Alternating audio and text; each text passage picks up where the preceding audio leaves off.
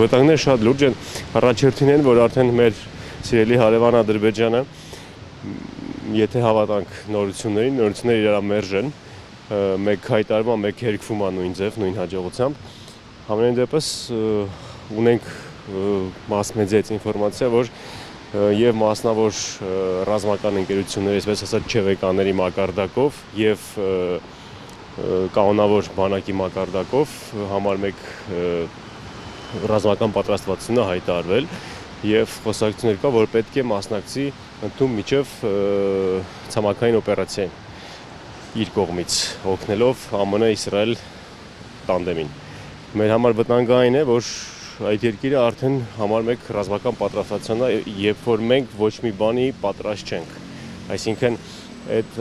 համաշխարհային աղմուկ աղաղակի տակ Աստված ոչ անի,